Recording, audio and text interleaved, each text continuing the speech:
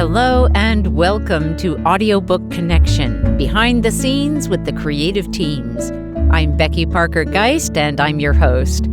Audiobook Connection is your place to learn about the audiobook creative process and for authors to learn valuable tips on producing and marketing your audiobooks. This podcast is sponsored by Audio Voices, helping great stories come alive through audiobook production and marketing. Hi, everyone. Thank you so much for being with me today. I'm Becky Parker Geist. I'm the CEO of Audio Voices, where we help bring stories to life in audiobook form. And today we're going to talk about the overall audiobook recording, the production process. This is really for those who are just trying to get a feel of the overview. How does it work? We're not going to dive into all the rabbit holes that are available to us in the audiobook production world, but we are going to cover a fair amount of territory. And we're going to give you, again, an overview of what this terrain is like in the audiobook world, what's involved. Just as a preface, I want to say, with the ongoing double-digit growth in the audiobook market and with audiobook sales, it really does make sense to get your book into audio format. And that can be really challenging because, yes, audiobook production tends to be fairly expensive. It's a very time-consuming, labor-intensive process to do it well. And a big part of our conversation at Audio Voices with our clients is how do we take that audiobook production process and leverage it in your marketing to help you really take advantage of the great asset that you're creating. With all of that, let's dive into the overall audiobook process. So first of all, there are, I would call them about 4 segments of the process overall that we're going to talk about. The first is actually the one that I think of as the place where the pot of gold hides. It is also a place or the aspect of production that most audiobook producers and most authors overlook. They just don't even recognize it as an opportunity.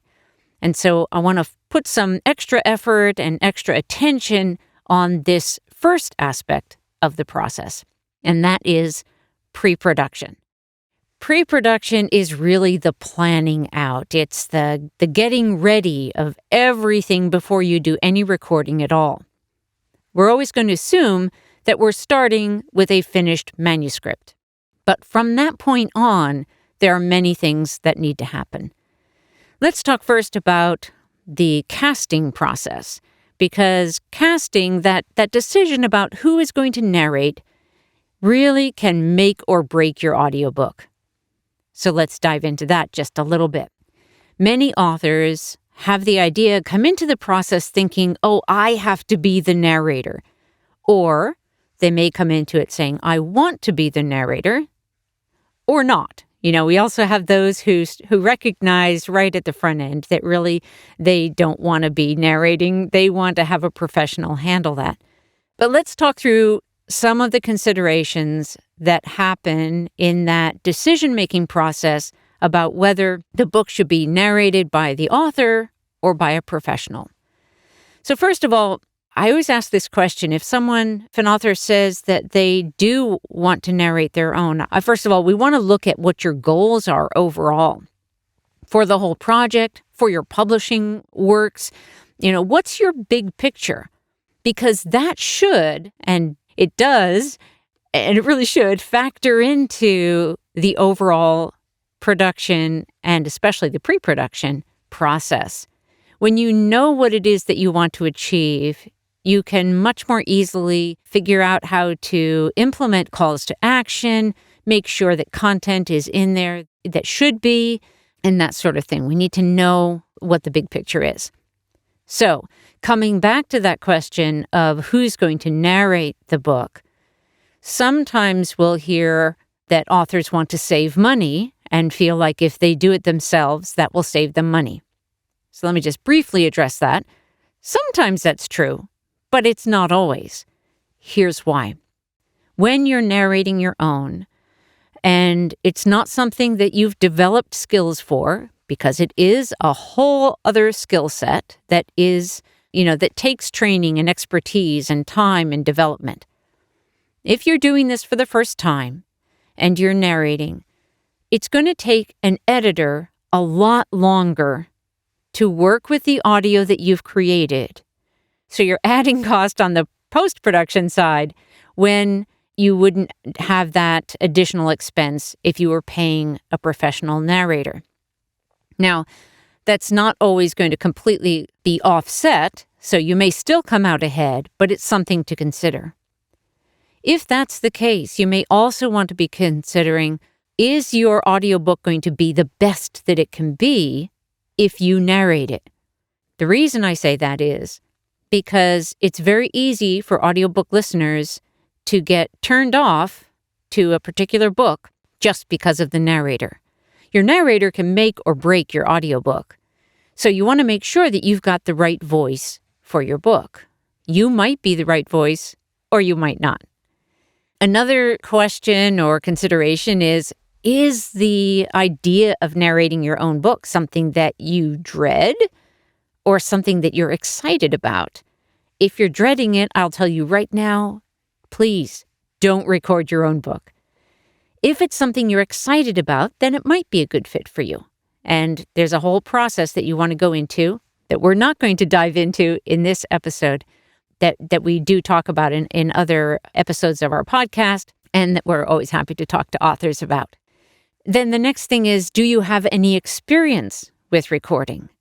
If you don't, and unless you feel really excited and passionate about recording and getting started in that world, then most likely I would advise that you not try to take it on.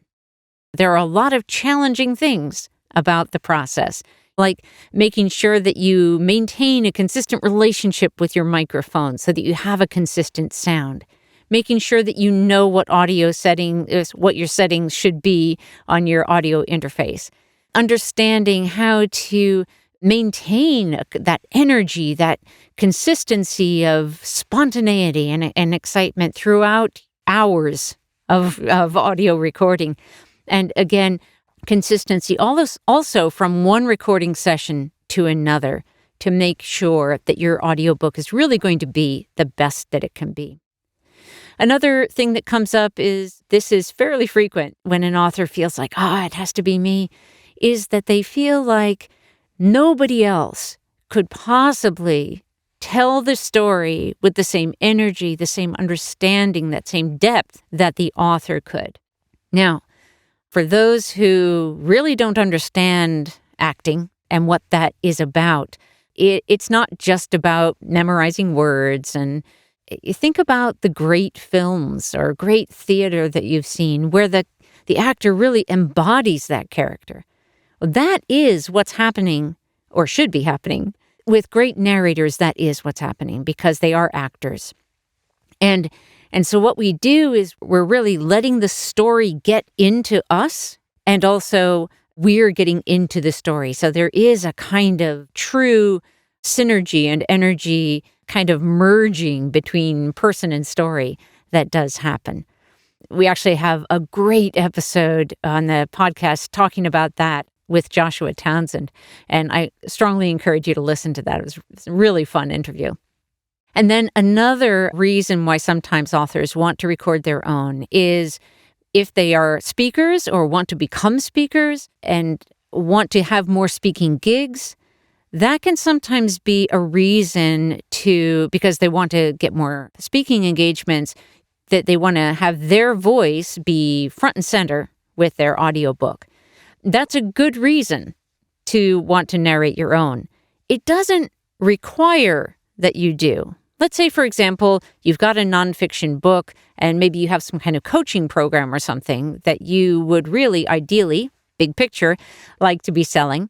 But let's say also that you don't have a lot of extra time that you can devote to the many hours that it takes to record an audiobook. In a situation like this, maybe you want to record an introduction or a note from the author or whatever section is appropriate from the book so that your voice is present, your energy is present, but you don't necessarily need to do the entire audiobook. So these are some questions that come up as to whether the author should narrate. And there are ways to help you if you're on the fence about that. There are ways to help you make that decision, having you read a sample, having a professional narrator read that same sample so that you can actually listen to the difference and start to get a feel for that. And then, so now sort of setting that chunk aside, even though there's so many more rabbit holes we could go into in that topic alone, let's talk about the professional narrator casting process. Each audiobook company, production company, is going to have their own version of this. Some will just send you to a large bank of samples of audio and ask you to pick somebody out. I think that is not helpful to an author. Casting, just like narrating, is another set of skills that is developed. And so knowing what you're listening for and how to listen for it, knowing what the qualities are, it's not just, that person has a nice voice. From my perspective, most people have nice voices. The question is, are they good at the storytelling? Are they good at conveying your content in a way that makes sense, that is engaging, that keeps the listeners tuned in? That's the kind of voice we're listening for any given project. There are narrators that are terrific at fiction and not so great at nonfiction, or great at some kinds of nonfiction if the content is a real fit for them, and not so great at others. So it really is a case-by-case consideration and casting process. The best way for you to really hear what a narrator can do with your material is to have the narrator read some of your text as a part of their audition. Trying to gauge the casting or make a casting decision based on somebody reading something else is really challenging. And especially challenging for those who are not developed those skills. Typically, you want to be able to hear the narrators narrate a piece of your text so that you can have some comparison, and they should all read the same piece of text. So you have a segment from your book that is selected as the audition text. And then the ideal is really to have a casting specialist or director or associate who will help narrow down the number of auditions so that you have a professional listening to those and giving you some guidance in terms of which may be the best for your project. Now, this can also be really facilitated by having a casting director at the front end, as we do at Pro Audio Voices, where the casting director will first meet with the author and really kind of draw out what are the qualities we're listening for, what is the range that we're looking for in terms of different kinds of vocal qualities. And all of these can be really helpful, both in terms of the casting call that goes out, so that the actors know what it is that we're after, but then also when those auditions come in, what that casting director should be listening for. Again, your narrator can make or break your audiobook, so make sure that the casting process is know that it's an important decision and treat it as such. Okay, now let's move on to some other aspects of pre-production. That is predominantly, so we mostly have the casting part, and then we have the manuscript preparation. With manuscript preparation, what are we paying attention to? What's involved in that process? Well, one thing, I'll give you a list of things that we can include as some of the things that we're looking for. And with some of these, they're going to be more prevalent in nonfiction titles, but many of these will be in both fiction and nonfiction, and sometimes in children's as well. So the first is visuals, any kind of visual. Images, charts, graphs, maps, whatever. How are we going to handle it? And how are we going to handle each one? And that may involve crafting an invitation to your website. It might be omitting it because it's already well described in the narrative. It might be writing a narrative to describe it. All kinds of possibilities. But just know that if you have visuals in your book, part of your pre-production process is to figure out how they're going to be handled. Another is exercises, meditations, anything that you may want your listener to do or that you're suggesting that they do in the moment. You want to make sure you know how those are going to be handled. And those can be really excellent opportunities. Those are one of the places where the gold is in terms of audiobook production. Making sure that you have an about the author. I highly recommend that you include the about the author and have that narrated and include your website as a part of it. Make it easy for your listeners to find you and continue to engage with you, to learn about your next book when it comes out. Acknowledgements. Do you want them read? Do you want to omit them? Lots of questions about that. Or, and also placement. If they're in the front, move them to the back, right? Things like that. Bonus material. Do you have a sneak preview to another book? Do you want to have part of an author interview included? These can be really great ways to really build that connection with your audience. And then some of the really more fine detail of things like format do you want your narrator to use for things like years? Do you want it 2021 or 2021? You just want consistency. And if you have a preference, you just want to let your narrator know what it is. Also, punctuation can sometimes be questioned. Things like slashes. Do you want it mom/dad? Do you want it mom or dad? Mom and or dad? It's like, how do you want that slash treated? Things like that.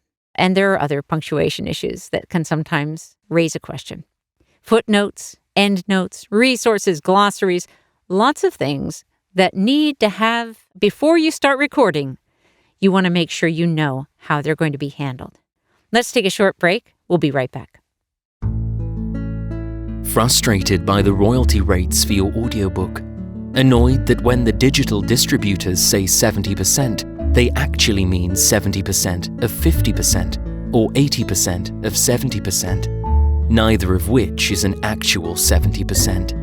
Wishing there was a way to cut out or at least shrink the middleman. Yet, you want your audiobook listeners to have a smooth and positive experience, and a direct download sale from your website won't deliver that.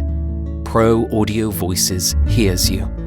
Out of our commitment to our author clients, we've created Amplify, a program that provides an actual 65% royalties of the price you set, that gives you access to your customers' names and emails so you can reconnect with them, and keeps you in the driver's seat. Check it out at proaudiovoices.com in the marketing menu. Okay, another thing that we want to do in pre-production is if you're going to have multiple voices for your audiobook, then this is something that you're going to be figuring out in pre-production, mapping out your script so that your narrators know exactly who's reading what, and you don't end up with a lot of extra cost and expense because there was duplication. Two people read the same thing or things like that. Or just a lot of confusion that can also take a lot more time in post-production. And then music and or sound effects. Those, depending on the project, you may want to include those, you may not, but you want to think those through in the pre-production process. Once you've gotten through all of that, then we can move on to audiobook production. You've figured out all the things that you need to know before you start the recording. And so in the recording process, the production process, we're doing that recording.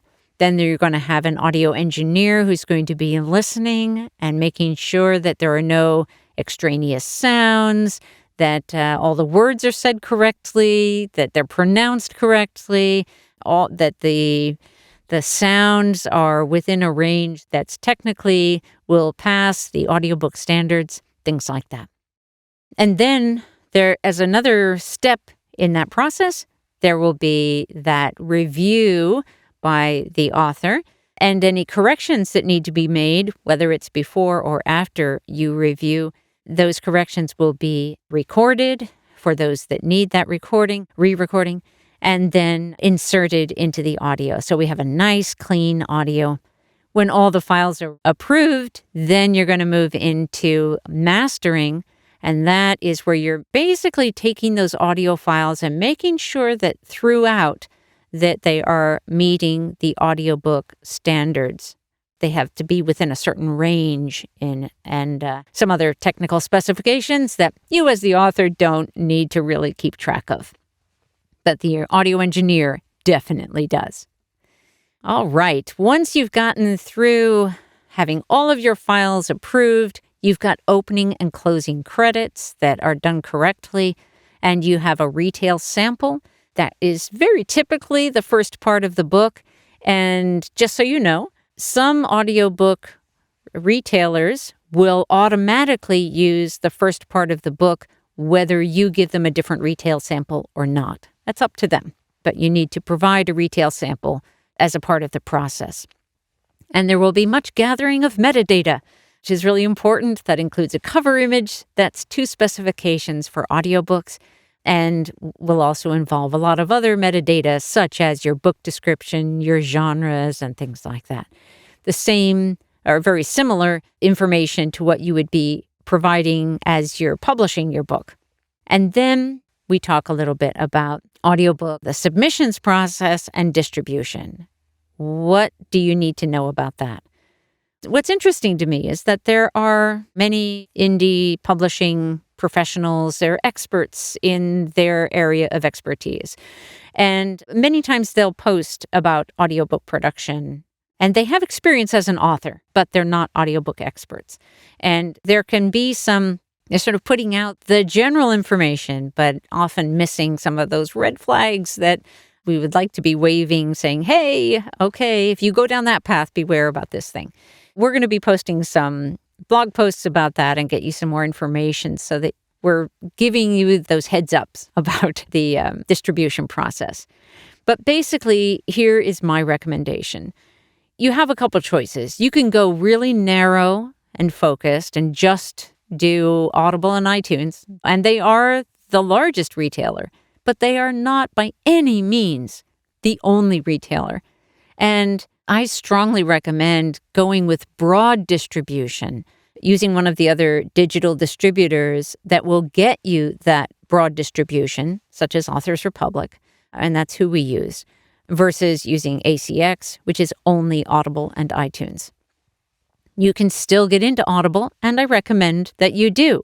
Just go in through a different path. And also, by having that broad distribution, you're going to be able to reach more people. You're not going to miss out on anything. And then there's one other piece that I really, really strongly recommend.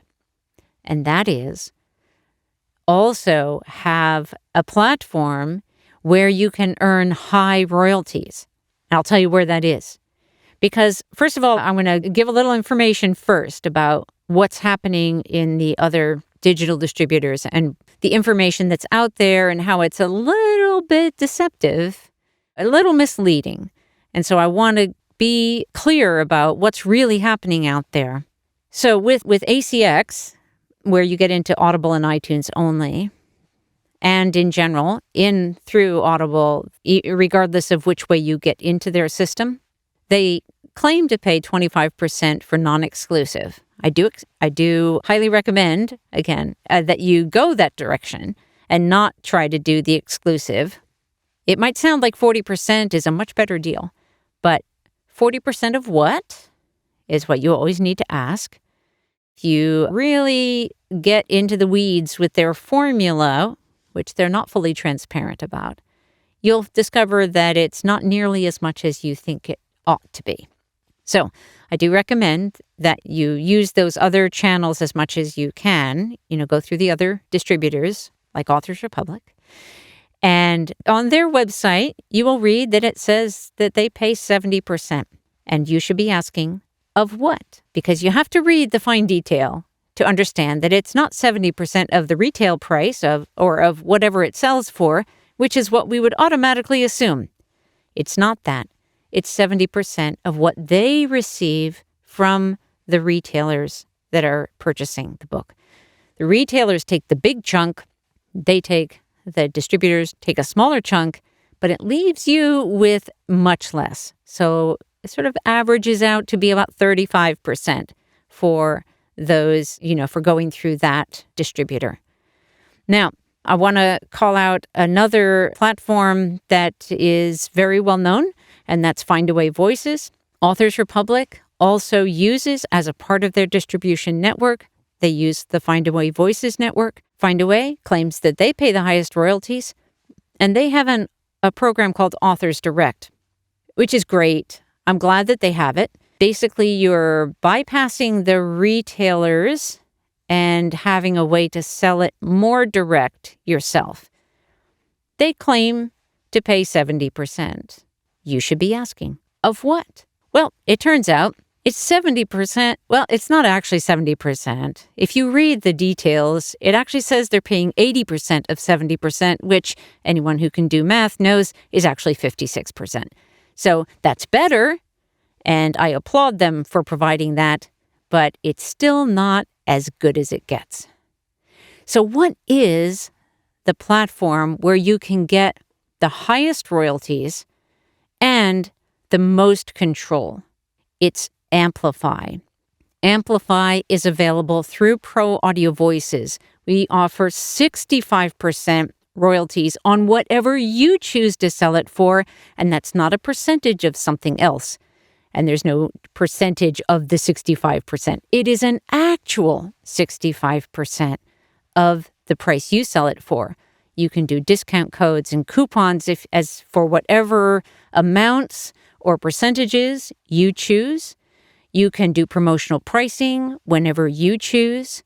You have so much control. You also have access to your customers' emails so that you can reach out to them again. Email marketing is the most powerful form of marketing. We hear it again and again from the experts. And one of the big challenges with all the other platforms and distributors is that you don't get any access to any of that information. You are blocked out. It's like, they'll take your content, but then they're going to keep most of the benefit from that content. At Pro Audio Voices, we're trying to really regain for our author clients, regain the control and the royalties that you deserve. That covers that territory. So we went through pre-production, where the gold is, production, distribution, and submissions. And the last piece is marketing. I'm going to say 2 words about marketing. Do it. It takes marketing to be found. And that's true regardless of what book formats you have, whether it's audiobooks, print books, ebooks, it doesn't matter. Marketing is essential. And marketing, really, it's not so much about trying to convince anybody to buy your book. Marketing is about helping your audience who's looking for you to find you. Readers and listeners, they want more content that is suitable for them. They want either, whether it's fiction or nonfiction, whatever, they are looking for that. They're hungry for that content that will feed them. And so our job in marketing is to help authors to make it easier for their followers or potential followers, their audience, to find them.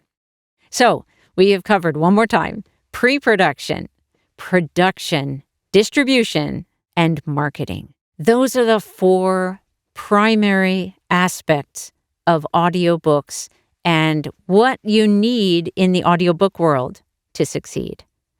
Thanks so much for being with me. We're going to go into more detail, and we do go into much more detail, dive down those rabbit holes on Audiobook Connection podcast, behind the scenes with the creative teams. If you have questions that you'd like us to address in the podcast, reach out to us. Go to proaudiovoices.com. Our contact information is there. We'd love to hear from you. Have a great day.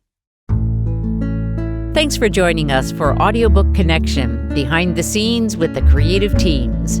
Please take a moment to subscribe at audiobookconnection.com.